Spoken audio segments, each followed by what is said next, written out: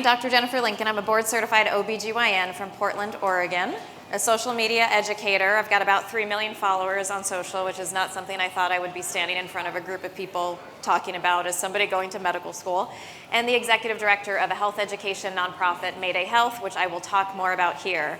And the name of my talk is Swipe Right to Learn How, and after I submitted that, I realized swipe right, like this is not a talk about Tinder. I have no experience with that whatsoever, not that there's anything wrong with that, but this could be called Swipe Right to Learn How, or read the caption, or basically, how can we use this tool that we have in our pocket? I imagine most of you have one, because we're attached to it at the hip, myself as well. Basically, how can we use tools like technology, like our phones, to take back our power in a country where maybe we didn't get what we needed when it comes to health education? I feel like we're hearing a lot about that today, and if you live here, you know that, right? Maybe your parents didn't teach you how your bodies worked because nobody taught them. Maybe your schools didn't teach you how your bodies worked because it was abstinence-only education. Is there anybody here who's like a survivor of abstinence-only? Yes, recovering all-girl Catholic school, because that was me. Just maybe why I'm a vagina doctor now, because it's all I do. Or maybe it's our own healthcare providers, and as one I can say that you went in and you try to get what you need and you leave having more questions than answers, or you just feel like you're not being heard.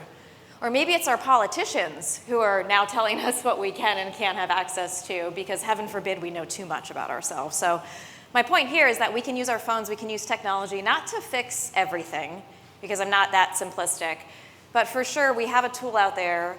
Let's fucking use it to resist, to educate, to take our power back. My husband's gonna be I was like, I won't curse, but we're in the great state of Texas where there's a lot of things happening right now that aren't so great in the great state of Texas for people who live here. And as somebody from Oregon, I can see the disparities across the borders, and we think our rights have no borders, our access to how we control our own bodies should have no borders, and yet here we are. So how do we take back that power? How do we know the things that they don't want you to know? So that's what we're going to talk about today in just, like 10 quick minutes. So when I look at this map of the United States, I've got 2 kids and they, study the states, and they're like, oh yeah, that's America. And maybe that's what people want us to think, like, oh, this is America, right? One government, one constitution, one set of rights. That's a bunch of lies, right? Like, let's be real. Not everybody has the same experience because of where you live based on your zip code. Let's talk about that. Let's talk about how much you were invested in as a child in your public health education in your schools based on where you lived. A very different amount of money was invested in you. In New York State, $25,000 per student is spent per year on education. That's the highest. The lowest is Utah, $8,000. Now, I'm not saying that there's one right or wrong number and that spending more always means more, but I have a really hard time believing that that's that amount of range of how much we spend on our kids in education, and that these kids are getting the same thing that they need, right? And let's talk about how it's linked to property taxes. Should how much is spent on your child or on you when you were educated in school be linked to property taxes? That doesn't make a whole lot of sense. My favorite subject, it's what I talk about on my social media a lot, is education, or rather the lack thereof. Sex education is only mandated in 25 states and the District of Columbia in the great United States. So the other half, they're just like, good luck, just don't do it. Like, we just don't teach our kids, right? And that's how I grew up. I was told to pray, and if I had sex, I would get gonorrhea, chlamydia, get pregnant, and die and go to hell. Thank you, Sister Claire. Again, that's why I'm here today. What's even worse is that out of the states that are mandated, so remember I told you 25 states sex ed is mandated, in only 17 of those states does it need to be accurate. So I don't know what's worse, if you either get told nothing or if what you get told is a bunch of lies. And there are a lot of states that are continuing to say we do sex education, but they're telling you miseducation or misinformation or disinformation. So how are my patients, or how are you supposed to get out there and know how to keep yourself safe and do what you need to do and know what's normal and what's not normal and how to advocate for yourself when you've not been given the language? This is what we call maternity care deserts. Everything that's in red, and you're gonna start to see a pattern of where these things are.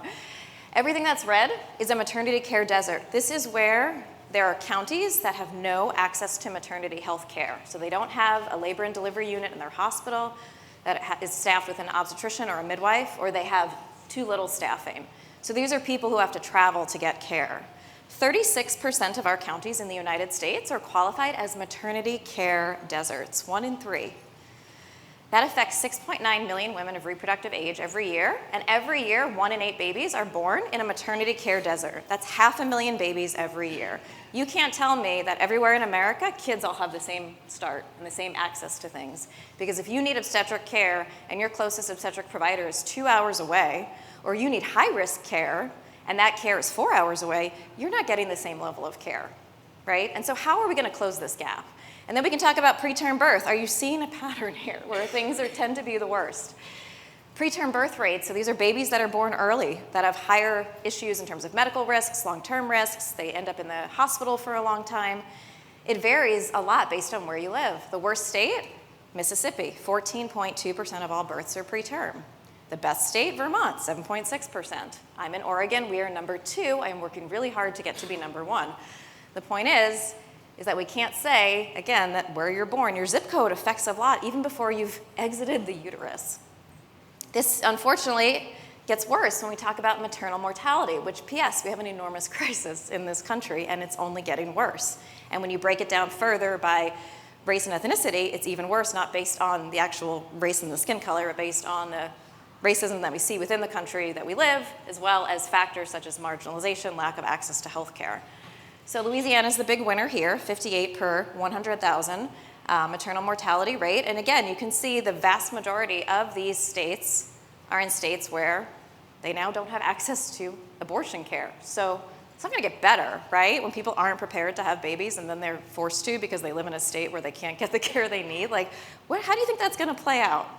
But this is the thing that I really want to focus on, and unless you've been on I don't know where you've been, I'd like to go to that place, but if you don't know what that map is, this is now showing in the United States our current abortion bans, where either abortion care is banned or severely restricted, and it's only getting worse, right? Like they just submitted a bill in Florida to now make it a 6-week ban, and people say, oh, well, let's not talk about politics. Cool, I'll stop talking about it when they get out of my exam room. The bottom line is that you can see in the same states where maternal mortality is the worst, where we're spending the least on kids and education, and so much more, these are now the states where people don't have access to the reproductive health care that the UN, we recognize it as a human rights violation. So back to that map, which is cute and adorable, but it's not the whole story. So how do we fight back? And again, I am not so simplistic to say, well, you just Google everything and it's better. Like, no, obviously there's a lot of garbage out there. But as a social media educator, somebody who educates about this stuff every day, I see what's out there, I see the misinformation, and I also see the ability to help. And so what I'm saying when I create content is I think, how can I reach that 16-year-old in Texas who's terrified? Or that 25-year-old in Mississippi who doesn't have any, obstetric provider nearby? Not because I'm trying to give out, personalized medical advice, but how can I empower people to get content, get information, to feel like they can speak up, know that it can be better, that if their doctor's not listening to them, that's not okay. And how can we use this as a tool to educate, empower, and take back the things that are continuing to be legislated away? So I want to show you an example of how some technology is already doing this. I'm not making any money from any of these companies. I just think they're cool, and I know the people who made them, and so just as an example. So you have to talk to your, 12-year-old daughter about puberty, and nobody's ever talked to you about it other than, remember, don't have sex, get pregnant, don't die, and get chlamydia, like Sister Claire taught me. Well, there's websites and things out there now that you can say, okay, I need to talk about it because we're in Kentucky and my daughter doesn't get sex ed. This is an example of a website called Girlology. They also have Guyology and Uology, which I think is more gender inclusive and more appropriate. But it's 2 doctors who have a whole program where you can go through this synchronously or asynchronously with your child. It's a way to close the gap. It's not the answer, but it's a way to get the information that you need in the meantime. I don't know if any of you have used mail order birth control. I wish that was around when I needed birth control in college and I had to go to the county clinic and I was treated like I was coming to get, I was just basically, trust me, they were like, look at you, here's your pills, And so you can order things like birth control pill, Plan B, and yes, abortion pills online in a way that is safe, confidential, and these are legit pharmacies. And my personal thing that drives me nuts is healthcare providers that try to hold contraception hostage. You have to come in for your pelvic exam in order to get your birth control. No, you don't. No, that is a very old school way of thinking. So why are we holding it hostage? So things like Pill Club or Nurx, and there's a ton of other ones out there. I just picked 2. I'm not endorsing any of these. The point is they exist. They're a way to say, you're not going to give me my birth control? Cool, I don't need you. I'm going to go get it from the online pharmacy, and maybe one day it'll actually be over the counter. That's like my weird YouTube face, because you gotta make the stupid faces in order to get people to click. But another thing that I do is if you have the ability or the platform, you can create content to address the things that are out there. I'm that person who on social media, I use the words vagina, clitoris, orgasm, nipple, scrotum, anus, testicles, like all of it, like all the correct words, because I'm so sick and tired of hearing the incorrect words, which mean shame and stigma. And so I create that content as a way to try to uplift these things, normalize these things, so that when somebody's scrolling through TikTok, because TikTok is the #1 Google engine now for Gen Z, by the way, they don't go to Google, they go to TikTok. Rather than hear some shameful word for something, they're like, oh yeah, I can say vagina, and it's not dirty, just like we say penis all the time, and it's fine. And I'm not saying you have to do that, but if you have the ability, if you have a platform, if you have a voice or a position of power, what if you used it? What if you used it to either make content or share it, or if you see garbage content out there, which there's like a little bit, right? Like, don't amplify it. Don't follow these people. Report for misinformation. I love a good misinformation report. And let's just talk about this tool in our back pocket that is literally a tool of resistance, right? Mahsa Amini, why do women life freedom in Iran? Why is that such a movement? It's because young people are showing what's happening in their country every day and how they're fighting back. These brave teenagers and women cutting off their hair. This is an amazing tool that we can use social media as a way to resist and to fight back, or to show what exactly is going on, the horrors of these abortion bans, exactly what's happening. Tell the stories, put it out there, amplify it when you see it. The only way people really understand is through storytelling, and this is a way to use that platform. I'm going to share my nonprofit. I'm not here to sell you anything because we don't sell anything. We just give out information just as an example. If somebody needs help, a way that you can help them. So Mayday Health was a website that was founded the day Roe fell. I was not part of it then. But basically they said, holy crap, our country's falling apart. What can we do when only 1 in 10 Americans know that abortion pills exist, and even with bans, you can still access them in all 50 states. There's ways around it. Well, the beauty of free speech is that we can tell anybody anything that's true, and it's protected by free speech. So that's why I can stand here in Texas and tell you that you can go to this website and figure out how to get abortion pills, and I can wear a shirt that tells you the regimen, and that's free speech. And so this is an example of a website that, this is what we do. We tell people how to do it safely, how to digitally protect themselves, how to not leave a digital trail, which is unfortunately important, how to get free legal advice, and how to go to websites that even if next Wednesday mifepristone that has the FDA ban revoked, which it may happen, how to still get them from international sites. And why does it matter?